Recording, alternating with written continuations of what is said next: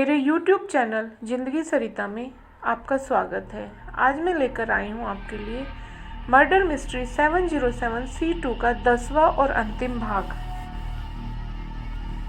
अब तक आप सबने सुना इंस्पेक्टर नयन और सब इंस्पेक्टर योगराज 21 अगस्त को एक रॉबरी केस के सिलसिले में मुंबई जाते हैं। वहाँ पर होटल मेलरोज रेजिडेंसी में इंस्पेक्टर नयन को रुद्रा और जाह्नवी दिखाई दे जाती है। उनके साथ एक छोटी बच्ची भी है। उनका पीछा करते हुए वह दोनों उनके रूम में पहुंच जाते हैं और मानवी मर्डर के विषय में पूरी कहानी रुद्रा दोनों को बताती है कि जाह्नवी के बीच और उसके पति संपूर्ण रुद्रा के बीच कैसे संबंध थे, कैसे वह दोनों रुद्रा को मारने का प्लान कर रहे थे।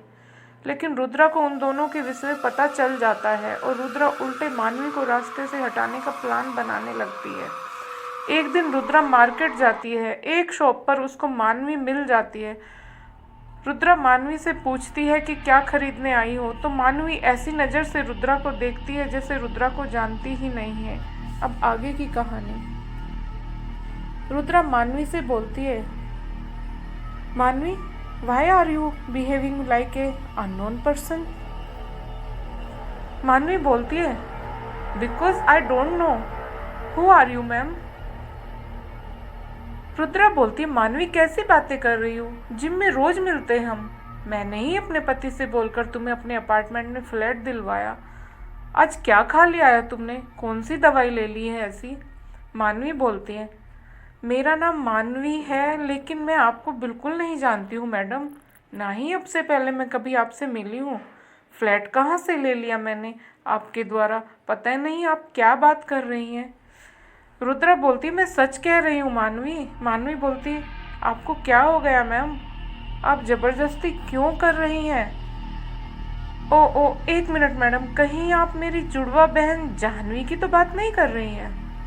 रुद्रा बोलती है, क्या कहा आपने? आपकी जुड़वा बहन जाह्नवी? लेकिन उसका नाम तो मानवी है। क्या आपकी कोई जुड़वा बहन है? मानवी बोलती है, मैम मेरी जुड़वा बहन है जाह्नवी, और वह जानबूझकर अपना नाम गलत बताती है। भगवान ने उसको मेरे जैसा चेहरा देकर मेरे साथ न्याय नहीं किया। मेरे जैसी शक्ल होने का फ़ायदा उठाती आई है वह होश संभालने से लेकर आज तक मेरा नाम भी चुराकर मुझे परेशान करती रहती है। पता नहीं कौन सी दुश्मनी मुझसे निभा रही है मेरी बहन होकर ही। बचपन से ही गलत काम करती आई है और फंसती मैं हूँ। अभी भी किसी शादीशुदा व्यक्ति को फंसाया हुआ है। किसी दिन उसके चक्कर में मेरे ऊपर आफत आएगी। एक दिन मैंने देख लिया था उसके साथ जाह्नवी को। रुद्रा बोलती है, मानवी जी मेरे ही पति को फंसाया हुआ है। मैं रुद्रा गुर्जर, बिल्डर संपूर्ण गुर्जर की वाइफ। मानवी जी यदि आपके पास समय हो तो कहीं बैठकर बात करें प्लीज़। मानवी बोलती है, ओके आप कह रही हैं तो चलिए बैठ लेते हैं कहीं। दोनों जाकर एक कॉफ़ी शॉप में बैठ जाती हैं। रुद्रा बोलती है, मानवी जी आप कह रही हैं आपका नाम मानवी है, लेकिन आपकी बहन मुझे पहली बार जिम में जब मिली तो अपना नाम मानवी ठाकुर बताया। हमारी सोसाइटी में उसको सब इस नाम से ही जानते हैं, मानवी ठाकुर के नाम से। मानवी बोलती है, रुद्रा जी जब से उसने होश संभाला तब से ही वह ऐसा करती आ रही है। स्कूल हो घर हो, गलती वह करती थी, सज़ा मुझे मिलती थी। मेरी जैसी सूरत होने का उसने हमेशा फ़ायदा उठाया। मैं परेशान रही हमेशा उसकी वजह से। यहाँ तक भी हुआ कि 12th क्लास में उसका चक्कर अपनी उम्र से अधिक उम्र वाले बड़े लड़के से चल गया था, तो वह उसके साथ भाग गई। तब भी मम्मी यही समझती रही कि मैं यानी मानवी भागी है। बहुत मुश्किल से उसकी असलियत मम्मी के सामने आई।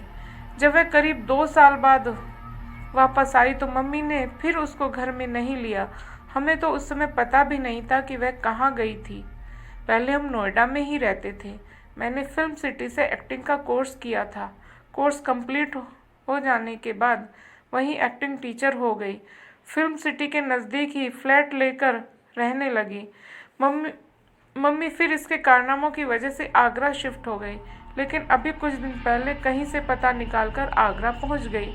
मैं तब आगरा में नहीं थी, मैं यहीं नोएडा में थी जाह्नवी के साथ। मम्मी का झगड़ा हुआ हमारी पुश्तैनी ज़मीन पड़ी है गांव में, उसमें से हिस्सा मांगने गई थी वह। ज़मीन मम्मी ने पहले ही मेरे नाम कर दी थी। वह मम्मी को धमकी देकर आई थी कि मुझे नहीं छोड़ेगी, मार देगी मुझे, तो पूरी ज़मीन उसकी होगी। मैं जब आगरा मम्मी के पास गई तो मम्मी ने मुझे सब बताया। मैंने मम्मी को समझाया कि ऐसा कुछ नहीं कर पाएगी वह। रुद्रा बोलते, मानवी जी फिल्म सिटी में आप काम करती हैं, लेकिन उसने तो सबसे यही बताया हुआ है कि वह फिल्म सिटी में एक्टिंग टीचर है। मानवी बोलती है, झूठी है, मक्कार है वह, मर ही क्यों नहीं जाती। दारू पीती है, सिगरेट पीती है, ड्रग्स लेती है, न जाने क्या क्या करती है। रुद्रा बोलती है, मानवी जी मेरे सामने तो वह बहुत भोली बनकर दिखाती है, इस सब चीज़ों से नफरत है उसको, ऐसा बोलती है, लेकिन अब वह मेरे जीवन में जहर घोल रही है। मेरे पति के साथ मिलकर मुझे अपने रास्ते से हटाने का सोच रख कर मुझे मारने का प्लान कर रहे हैं दोनों। इतना बताकर रुद्रा चुप हो गई। इंस्पेक्टर नयन बोलता है, मानवी को मारकर सॉरी जाह्नवी को मारने का प्लान आप लोगों ने कैसे बनाया, और वह पिन फायर गन कहाँ से आई आपके पास। मानवी बोलती है, वह गन मेरे पापा की थी। मेरे मम्मी पापा हम दोनों के जन्म के समय बेल्जियम में थे, वहीं जॉब थी उनकी। यह बात मुझे रूबी मम्मी ने बताई थी। रूबी माँ हम दोनों की जन्म देने वाली माँ नहीं थी, उन्होंने हमें जन्म नहीं दिया था। हमारे जन्म लेते ही हमारी मम्मी की डेथ हो गई थी। उस समय रूबी माँ हमारे घर में ही रहती थी। रूबी माँ मेरी मम्मी की दूर की रिश्ते की बहन थी, गरीब परिवार से थी, तो मम्मी उनको अपने साथ बेल्जियम ले गई थी। मम्मी पापा जॉब में थे तो रूबी माँ ही पूरा घर संभालती थी। मम्मी जब प्रेग्नेंट थी तो रूबी माँ ने बहुत ख्याल रखा था मम्मी का, लेकिन मम्मी के पेट में जुड़वा बच्चे होने की वजह से कॉम्प्लिकेशंस थी और हमें जन्म देते ही हमारी मम्मी की डेथ हो गई थी। मम्मी की डेथ के बाद हम दोनों की परवरिश रूबी माँ ने की। पापा ने फिर रूबी माँ से शादी कर ली। हम सब बहुत खुश थे, लेकिन पापा और रूबी माँ के प्यार की वजह से शायद जाह्नवी बचपन से ही बिगड़ गई थी, जिद्दी हो गई थी बहुत लाड़ प्यार के कारण। जब हम 5 साल के थे, एक दिन पापा की भी डेथ हो गई अचानक पड़ने वाले हार्ट अटैक से। उसके बाद रूबी माँ हमें इंडिया लेकर आ गई। इंडिया आकर हम नोएडा में रहे। रूबी माँ ने घर में ही सिलाई का काम शुरू कर लिया। बेल्जियम की जो प्रॉपर्टी बेचकर पैसा मिला था, उसमें से कुछ पैसे से एक फ्लैट खरीद लिया। बाकी पैसा हमारी परवरिश के लिए मम्मी ने जमा कर दिया, और रूबी मम्मी के सिलाई करने से जो पैसा आता वह घर खर्च और हम दोनों की पढ़ाई लिखाई में काम आता। रूबी मम्मी बहुत मेहनत करती थी। उन्होंने हमें कभी महसूस नहीं होने दिया कि हम दोनों उनके संतान नहीं हैं, लेकिन जाह्नवी ने मम्मी के प्यार को कभी नहीं समझा। मेरे पापा उस गन को हमेशा अपने साथ रखते थे। पापा कहते थे कभी कभी इमरजेंसी में काम आ जाती है, अपनी रक्षा के लिए। रूबी मम्मी ने पापा की निशानी के तौर पर अपने पास हमेशा संभाल कर रखा गन को। इंस्पेक्टर नयन बोलता है, अब कहाँ है वह गन। मानवी बोलती है, मेरे पास है। इंस्पेक्टर नयन बोलता है, लाओ मुझे दो, कहाँ है।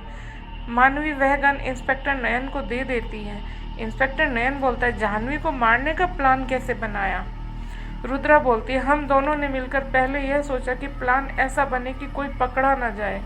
मानवी बोलती है, सबसे पहले मैंने फिल्म सिटी के पास वाले SBI बैंक से अपना बैंक अकाउंट सेक्टर 36 के SBI बैंक में ट्रांसफ़र कराया, वहाँ पर लॉकर लिया।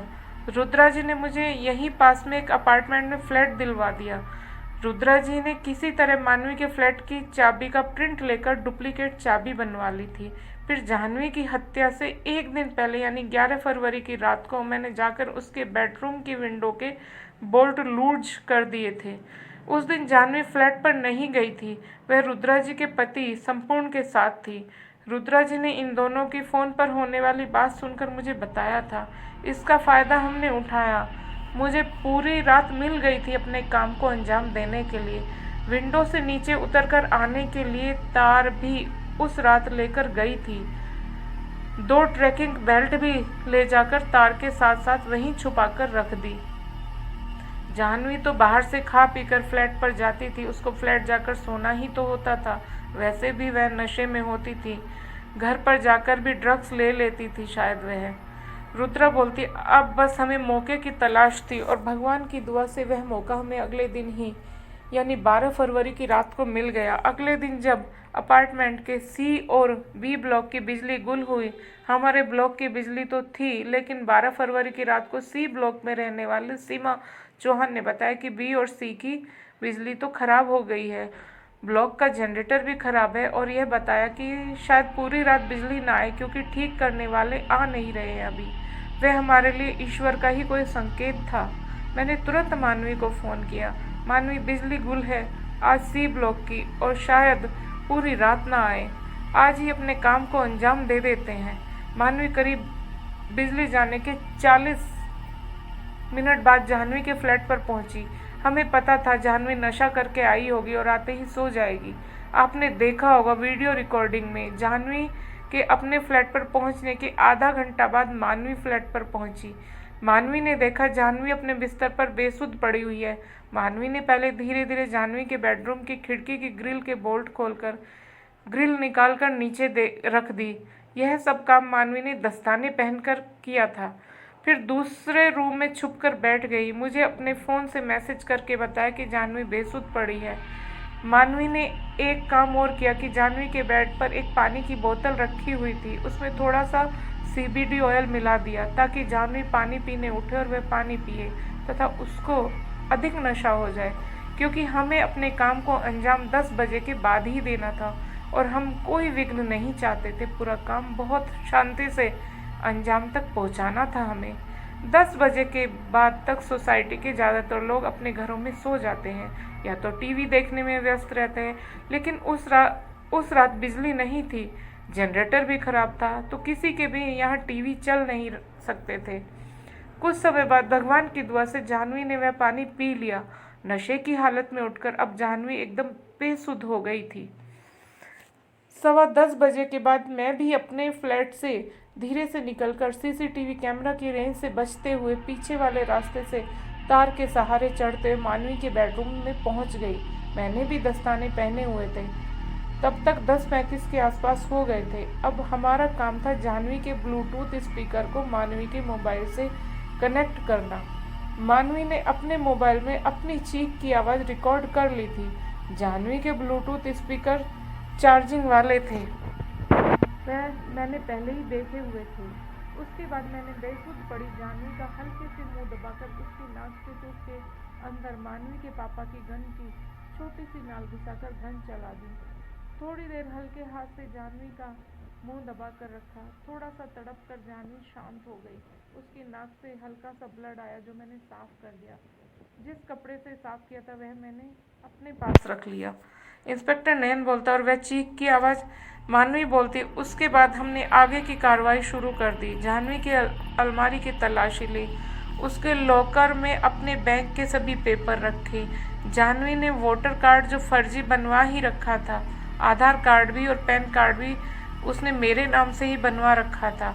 पता नहीं कैसे बनवाया सब। उसके हैंड बैग में से उसका मोबाइल और टेबल से लैपटॉप उठाकर अपने पास रख लिया। सब चीज़ें साफ कर दी, बिल्कुल ताकि कोई निशान ना रहे। हमारे पास बहुत टाइम था। मैंने अपने मोबाइल, जो मेरा अपना पर्सनल मोबाइल था, उसमें मैंने 2:16 का अलार्म लगाया और अलार्म टोन में अपनी चीख की आवाज़ सेट कर दी। 2 बजने में 5 मिनट पहले मैं जाह्नवी के बेडरूम की खिड़की से बाहर निकलकर खिड़की की दूसरी ग्रिल पकड़कर खड़ी हुई। बड़ी मुश्किल से रुद्रा जी ने वह ग्रिल खिड़की के ऊपर रखकर रुद्रा जी भी विंडो से बाहर आ गई। ट्रैकिंग बेल्ट को हम दोनों ने अपनी कमर से बांध लिया था। विंडो की दूसरी ग्रिल में ट्रैकिंग बेल्ट का हुक फंसाकर ग्रिल को विंडो में दोनों ने मिलकर फिट किया। ग्रिल फिट करके बोल्ट लगा दिए ताकि ज़्यादा कस नहीं पाए हम, क्योंकि हमारे पास कोई टूल्स नहीं थे। यह सब करके हम तार के सहारे नीचे पहुंच गए। तब तक 2:13 हो गई थी। ठीक 3 मिनट बाद अलार्म बजना था। 200 मीटर तक की रेंज ब्लूटूथ स्पीकर की लगभग होती ही है।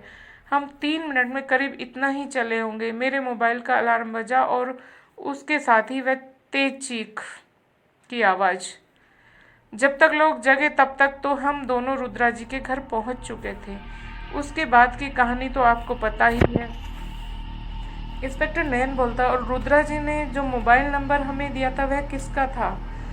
मानवी बोलती है, वो नंबर मेरा ही था जो मैं बहुत कम यूज करती थी। उससे मैं ज़्यादा कॉल नहीं करती थी। जितनी कॉल कर रखी थी उतनी ही कॉल करना जरूरी था, पुलिस का ध्यान भटकाने के लिए। पुलिस को भी तो तहकीकात करने को कुछ चाहिए था।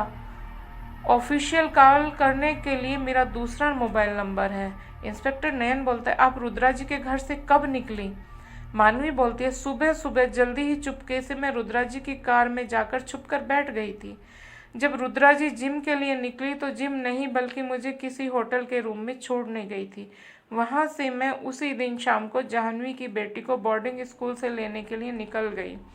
रुद्रा बोलती है, मानवी का मैंने यही मुंबई रहने का इंतजाम कर दिया था। मुंबई रहने में भी तो डर था क्योंकि जाह्नवी की फ़ोटो सभी न्यूज़ चैनल और सोशल मीडिया पर वायरल हो चुकी थी। कोई भी मानवी को पहचान सकता था। तो मैंने और मानवी ने लॉकडाउन खुलते ही मानवी का आउट ऑफ कंट्री जाने का प्लान बना लिया था। मेरे पास पैसे की कोई दिक्कत नहीं थी। मैं मानवी की मदद करती और मानवी का खुद का पैसा, मानवी ने अपनी ज्वेलरी बेच दी। ज्वेलरी बेचकर जो पैसा आया वह सब मानवी ने मेरे बैंक अकाउंट में जमा करवा दिया। मानवी के विदेश पहुंच जाने के बाद मैं धीरे धीरे मानवी के अकाउंट में ट्रांसफ़र करती रहती। यही प्लान था हम दोनों का। लेकिन किस्मत, उसका क्या कर सकते हैं? इंस्पेक्टर नयन बोलता है, अब दोनों जेल में साथ साथ रहना, अपने किए पर पछतावा करना कि कानून अपने हाथ में लेना कभी भी सही नहीं होता है। इस तरह लोग स्वयं ही अपने लिए इंसाफ करने लगे तो कानून की तो जरूरत ही नहीं रह जाएगी। तो पाठ श्रोताओं, कहानी यहीं समाप्त करती हूँ। नोट, कभी भी कानून अपने हाथ में न ले। कानून का काम कानून को करने दे। आप गलत का, अपराध का विरोध तो कर सकते हैं, लेकिन गलत को समाप्त करने के लिए खुद कोई गलत कदम उठाना भी गलत ही होता है। धन्यवाद।